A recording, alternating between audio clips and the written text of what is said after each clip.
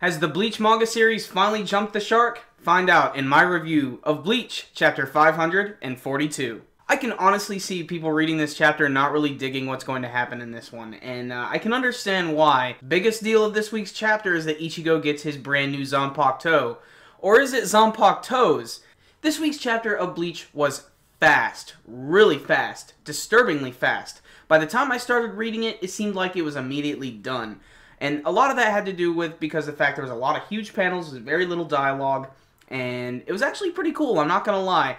The big thing this week, obviously, is Ichigo's got some brand new swords, and both of them actually represent the two sides of himself, and that happens to be his hollow self and his Quincy side. What's great about this is I thought that Zangetsu, or at least the Juhabok version of Zangetsu, is just going to be gone forever. See ya, we're never going to see him again. But apparently Ichigo wants him to stick around. He considers him Zangetsu as well, just the Quincy version of him maybe. So what ends up happening is Ichigo is able to walk over to the sword and pull it out of its pedestal, all Legend of Zelda style. It's followed by this epic scene of like all the ocean and all the water around it just immediately erupting into the air and receding back, all from the intense heat from his Reiatsu. And this is great because then you get that big panel where he's standing there against the white, which is very typical for Kubo. But it's a great way to show off his brand new swords, which look really crazy. And, you know, they're actually not too much bigger than the ones he used before, but they have a slightly different design. They still kind of have like that butcher knife kind of shape, and then they have like this cut part in the middle of them.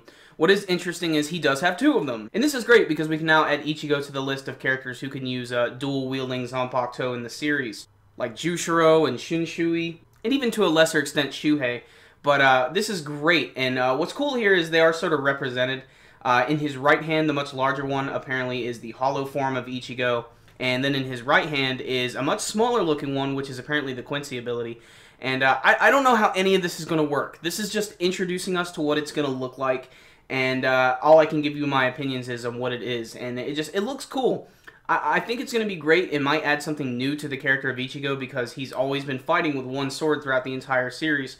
By giving him an extra weapon, this might actually spice things up a bit. It also gives him a great excuse to be able to continue using the Quincy abilities and to continue learning about them. And I think it's awesome that he essentially has two different spirits for his Zanpakutos. I just think that's really awesome. So all this stuff with Ichigo went really quick. It was really cool. But then at the end of the chapter, they decide to give you a little bit of Vandenreich stuff. You get to see the entire army standing right before Juhabok.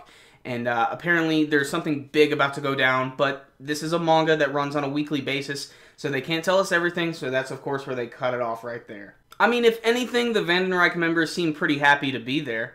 Oh yeah, we love Juhabok! I don't know, is he Ewok or Juhabok? I don't know, I just came for the sauerkraut. So the Vandenreich are getting ready to probably do another big attack. Ichigo just got his brand new swords, so it's finally time to hopefully see him use them.